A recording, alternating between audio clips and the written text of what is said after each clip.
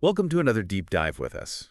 This time we're taking a closer look at Cuba and how tourism and development have kind of gone hand in hand there, from way back, even before Columbus to today. Oh, yeah, absolutely. We're going to be digging into some excerpts from this book, Cuba, Experiments in Tourism and Development. And trust me, even if you think you know Cuba already, Right. like cigars, rum, the revolution, Yeah. you're going to find some surprises along the way, stuff that might make you rethink a few things. What always gets me about Cuba is how much outside forces have shaped it? It's like the whole island has been this stage for global power struggles, which is pretty crazy when you think about it. Yeah, let's break that down a bit. So way before Columbus shows up in 1492, Right. Cuba wasn't just some empty island, right? It was home to the Taino people. They had a pretty advanced system of agriculture, everything. But Columbus, he thought he'd landed in India. So Oh, wow. that kind of set off this whole chain of events that really changed Cuban history forever. Yeah, for sure. Like the Spanish conquest that came after, it was brutal. Brutal. Disease, violence, the encomienda system, which was basically forced labor. Right. All of that just decimated the indigenous population. It's really sad. Yeah, it's a dark part of history, that's for sure. And there's this story about Chief Haidwisi. He resisted the Spanish. I don't know that one. They ended up executing him because he called them out on their hypocrisy, basically. There's this famous speech of his, really powerful stuff. It shows you just how imbalanced the power dynamic was back then and how they justified the conquest. Wow, so how did Cuba go from this place with unique indigenous cultures to a full-blown Spanish colony? It was a slow process for sure. Lots of resistance and adaptation along the way. Early settlements like Baracoa, they faced pushback, but eventually Havana took over as this key trading post for the Spanish Armada. That makes sense. And that fueled its growth. Yeah. But wasn't that growth tied to the sugar industry? And that relied a lot on slave labor, right? Absolutely, yeah. Relying on slave labor is a dark chapter in Cuba's history, no doubt, and it had a lasting impact on the island, socially and economically. But we should also acknowledge other developments, like the University of Havana, founded in 1728, one of the earliest in the Americas, which kind of hints at how important education would become in Cuba's future. Right. And then there's the whole rise of Cuban nationalism. We can't forget that. Oh, yeah. Uprisings like the 10 Years' War and figures like Jose Marti, the apostle of Cuban independence. They really embodied that struggle for freedom. It was all part of this bigger movement against colonialism happening across the Americas in the 19th century. That desire for self-determination, it's a powerful force. For sure. But even while Cuba was trying to break free from Spain, another power was getting interested. Oh, yeah. The United States. Yeah. What was behind their interest in Cuba? Well, the U.S. had economic motives, for sure. They saw Cuba as the source of sugar and tobacco, all those valuable resources. And they had strategic interests, too, especially with the Panama Canal in mind. In fact, they even offered to buy Cuba from Spain in 1848. Wow. I didn't know that. Yeah, it's interesting. And then, boom, the Spanish-American War breaks out. Right. The sinking of the USS Maine in Havana Harbor, probably an accident, became this rallying cry for war in the U.S. I've heard about that. Fueled by all that sensationalism from the yellow press at the time. Yeah. That war ended Spanish rule, but it kind of ushered in a new era of U.S. influence. And there's the Platt Amendment. That was a big deal. Right. Huge. The Platt Amendment is a perfect example of how the U.S. kept control over Cuba, even after supposedly granting them independence. They could intervene whenever they wanted and set up Guantanamo Bay as a U.S. naval base. It's crazy how much power they had. Yeah, it really is. And this era also saw the beginning of a lot of tourism between the U.S. and Cuba. Like what kind of stuff? Well, there was the Havana Special, the super luxurious train and ferry service that connected New York to Havana, offered wealthy Americans a nice little winter escape. Makes sense. And companies like the Peninsular and Occidental Steamship Company, they were ferrying passengers and goods back and forth, marking this boom in tourism. Wow, so tourism was already a big thing. Oh, yeah. But this boom kind of coincided with growing inequality and social unrest in Cuba, which is important to remember. Right. So that brings us to Fulgencio Batista. Ah, Batista. He's a pretty interesting and complex figure in Cuban history, isn't he? Definitely, yeah. Batista was a major player in Cuban politics for decades. His first time in power in the early 1940s was surprisingly progressive. Oh, really? Yeah, a lot of nationalism and social reforms. He even oversaw a new constitution that included things like women's rights, an 8-hour workday, and land reform. It sounds like a time of real change. It was, yeah. But then when Batista got back into power in 1952 through a coup, things took a darker turn. He became more authoritarian, aligning himself with the U.S. government and American businesses. Corruption was rampant, and organized crime, especially the mafia, got a foothold in Cuba's gambling industry. So that's when the image of Cuba as this playground for rich Americans really takes hold. Exactly. Casinos, nightclubs, tons of tourists looking for a good time. It's like something out of a movie, right? Totally.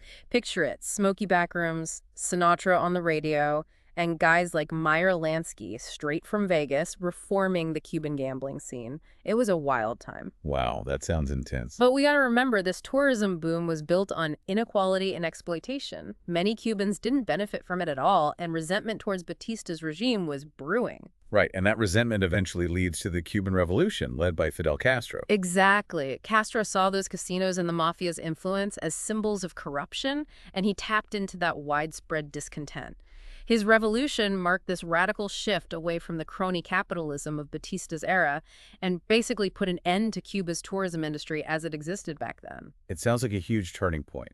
What happened next? This is already so interesting. Oh yeah, you ain't seen nothing yet. So Castro's revolution, totally changed the game. Yeah. What happened to tourism in Cuba? Did it just disappear? It wasn't like it completely vanished, but it definitely went through a huge transformation. Oh, okay. You know, those glamorous casinos and nightclubs we talked about, they were seen as like symbols of capitalist excess. I can see that. So they were shut down pretty quickly. Wow. The properties were nationalized, basically ending American influence in the tourism industry. So, no more American tourists or anything? Not really, no. It seems like Castro wasn't totally against tourism, but he had a different idea in mind, right? Yeah, you could say that. He saw the economic potential of tourism, but he wasn't willing to compromise with the casino owners. Right. And then there was the U.S. embargo that started in 1960 Oh, right. that really reshaped the industry. Yeah, the embargo must have been a huge deal. Absolutely. It was a major turning point. They cut off Cuba's biggest source of tourism revenue, which was American visitors. Almost overnight, Cuba had to find a new way to do things. So with American tourists out of the picture, did Cuba turn to the Soviet Union? Exactly. As relations with the U.S. got worse, the Soviet Union became Cuba's new ally. Okay. They provided economic and military support. Right. But was their focus on tourism? Not really. They were more interested in sugarcane production. So Cuba had declining tourism, falling sugar prices, and was becoming more reliant on the Soviets. What happened next? Well, things got even more complicated with the Bay of Pigs invasion in 1961. Right, I've heard about that. It was a failed attempt by the CIA to overthrow Castro. Wow. This pushed Cuba even closer to the Soviet Union and kind of solidified Castro's image as this defiant revolutionary leader. So even more tension with the U.S. Yeah, for sure. Yeah. The failed invasion just made things worse between the two countries. And then came the Cuban Missile Crisis in 1962. Oh, wow. Which, brought the world to the brink of nuclear war. Yeah, that's a bit scary. It was a tense time for everyone involved. While all of this was happening with the superpowers, what was it like for everyday Cubans? Life changed drastically for them. The government nationalized American-owned businesses, including those involved in tourism. Oh, wow. Private property was seized, and many Cubans, fearing reprisals, they fled the island, mostly to the U.S. So it was a time of upheaval. Definitely. A lot of uncertainty. Sounds like a complete transformation of Cuban society. It really was. Castro's government implemented socialist policies aiming to create a more equal society. Yeah. They focused on healthcare and education, but individual freedoms were restricted. And the economy, which was really dependent on sugar exports to the Soviet bloc, faced a lot of challenges. So what about tourism during all this? Was it completely forgotten? Not completely. Mass tourism from the West had basically vanished, but Cuba tried to develop tourism from Soviet bloc countries. Interesting. It was the height of the Cold War, and travel between those two sides was limited, so Right. Cuba saw an opportunity to present itself as this socialist paradise. So instead of beachgoers, they had visitors with a political agenda. In a way, yeah. Visitors from the Soviet Union and other communist countries got these carefully planned tours showcasing the supposed achievements of the revolution. That's kind of wild. They'd visit model farms, factories, housing projects, all designed to show a positive image of Cuban socialism. But it sounds pretty controlled. Were those visitors really seeing the real Cuba? That's a good question. The government definitely controlled the narrative, and any dissent wasn't tolerated. Yeah. Ordinary Cubans were actually encouraged to be suspicious of these visitors, worried they might be spies or informants. Oh, wow. It was a time of pretty rigid ideology on both sides of the Iron Curtain. So Cuba was walking a tightrope, relying on the Soviet Union, but also wanting to keep its revolutionary identity. Exactly, and that became even harder as the Soviet Union started to weaken in the 1980s. Right. Cuba had to start thinking about a future without its main supporter. Which brings us to the special period. Why was it called that? Well, special might not be the best way to describe it, especially for everyday Cubans. Oh. The collapse of the Soviet Union in 1989 had a devastating impact on Cuba. I can imagine. They lost their subsidies and their main trading partner, which left their economy in a really bad state. It sounds rough. It was a time of extreme hardship. The economy shrank dramatically, leading to shortages of food, fuel, and basic necessities. Wow. People had to make do with very little, and the government started rationing to distribute scarce resources. So that's when tourism makes a comeback, right? But this time it's different. You got it. Facing economic ruin, Castro made a decision to reopen Cuba to tourism from the West. Wow, what a change. It was a move born out of necessity, a way to earn some much-needed hard currency. Makes sense. So after decades of being off limits, Cuba's beaches and cities were back on the map for Western tourists. Exactly, but there was a catch. Cuba needed foreign investment to rebuild its tourism infrastructure, which had been neglected for years. So they started joint ventures with international investors, mostly from Europe, especially Spain. So Cuba was kind of embracing capitalism, but on their own terms. It was a compromise they had to make to survive. Foreign companies, used to operating in a free market, had to figure out how to work within Cuba's socialist system. That must have been tricky. It was, yeah. And for Cubans, this influx of tourists brought both opportunities and challenges. Like what? Well, tourism created jobs that paid relatively well compared to other sectors. That's good. But the government took a big chunk of the revenue, so workers didn't see that much. Right. Plus, all those tourists coming back led to a resurgence of prostitution, which had been mostly eradicated in the early years of the revolution. It sounds like Cuba was dealing with some serious contradictions, trying to hold on to its socialist ideals while engaging with global capitalism. You nailed it. They were caught between two worlds, which created a lot of tension and uncertainty. Makes sense. Despite all that, tourism grew rapidly in the 1990s and became a lifeline for the Cuban economy. Wow, so they really turned things around. They did, yeah. New investors, hotels, tourists. Cuba was once again a hot destination. What about the U.S. during all this? Did the embargo stay in place? Yeah, the embargo continued, even though there were more and more calls to end it, both in the U.S. and internationally. Yeah. It became this symbol of the lingering Cold War animosity, even after the Soviet Union collapse. So Cuba was rebuilding its tourism industry without access to its biggest potential market. That's right, and it says a lot about the resilience and adaptability of the Cuban people. Yeah, for sure. But it also meant that Cuban tourism remained somewhat isolated from global trends, Right. which made it harder for them to reconcile with the U.S. And then came the Obama era, a time when relations between the U.S. and Cuba started to stall. Exactly. In 2014, President Obama announced this historic shift in policy. Oh, yeah. Diplomatic relations were restored and travel restrictions were eased. Things were looking up. It seemed that way, yeah. It felt like a new chapter, a chance to finally move on from the past. And did things actually change? They did, to an extent. American tourists, eager to see Cuba's unique culture and history, started arriving in droves. Wow. American businesses, sensing an opportunity, showed interest in investing.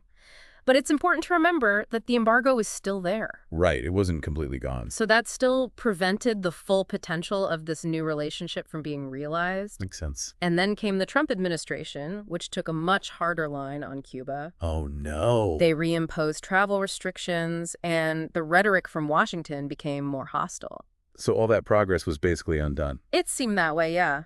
The Trump administration's policies created a lot of uncertainty for Cuba and disappointment for those who hoped for a lasting reconciliation. So where does that leave us? What's happening with Cuba's tourism industry now, and what does the future hold? Those are the big questions, and honestly, there are no easy answers. Yeah.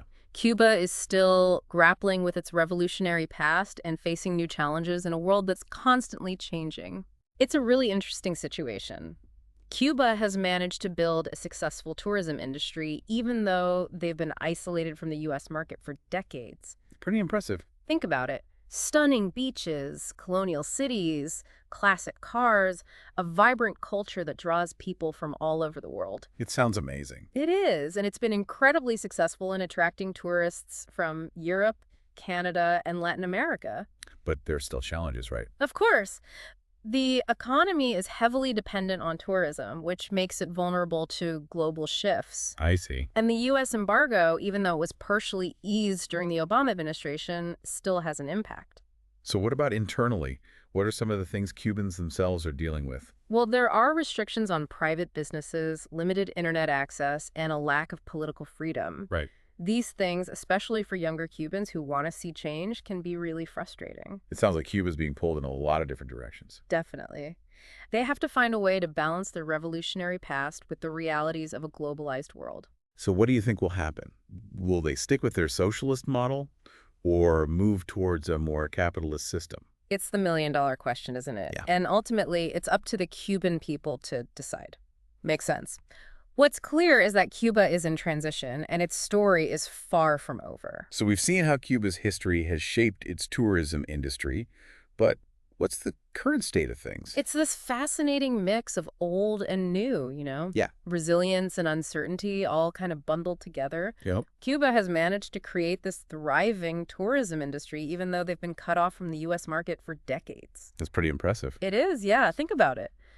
Stunning beaches, colonial cities, those classic cars, vibrant culture. It attracts people from all over the world. It does sound like a pretty unique travel experience. It is. So what's drawing people to Cuba specifically? It's this combination of history, ideology, and natural beauty you just don't find anywhere else. Right. And they've been incredibly successful attracting tourists from Europe, Canada, and Latin America. But there are still challenges, right? Like the economy, the political system, things like that. Of course, yeah. The economy is heavily dependent on tourism, which Yeah. makes it vulnerable to global shifts and changes. Makes sense. And the U.S. embargo, even though it was eased a bit during the Obama administration, it still has an impact. So what about internally? What are some things that Cubans themselves are dealing with? Internally, there are restrictions on private businesses, limited internet access, and a lack of political freedom. I see. These factors, especially for younger Cubans who want to see change, can lead to frustration. It sounds like Cuba's being pulled in a lot of different directions, Yeah. How do you see these internal and external pressures impacting their future? Well, I think Cuba's at a crossroads, right? They have to find a way to balance the revolutionary past with the realities of a globalized world. So what do you think will happen? Will Cuba hold on to its socialist model, or will they eventually move towards a more capitalist system? That's the big question, isn't it? And ultimately, it's a question for the Cuban people to answer. Makes sense. What's clear is that Cuba is in transition, and their story is far from over. As we wrap up this deep dive into Cuban tourism and development, I'm struck by just how complex this island nation is, Oh, yeah. It's a place of beauty and hardship, revolutionary spirit, and entrepreneurial energy. It's a place full of contradictions. Absolutely. And I think that's what makes it so fascinating. It really does. The future is uncertain, but that uncertainty also holds a sense of hope, wouldn't you say? I think so, yeah. Cuba is a country in transition, still writing its story. And it's a story worth paying attention to. For sure. Thanks for joining us on this deep dive into Cuba. Yeah, thanks for having me. We hope you've gained some new insights and that you'll continue exploring this captivating topic. We'll leave you with one final thought. What do you think the future holds for Cuba? Will they be able to bridge the gap between their past and their future? Will they forge a new path in the 21st century?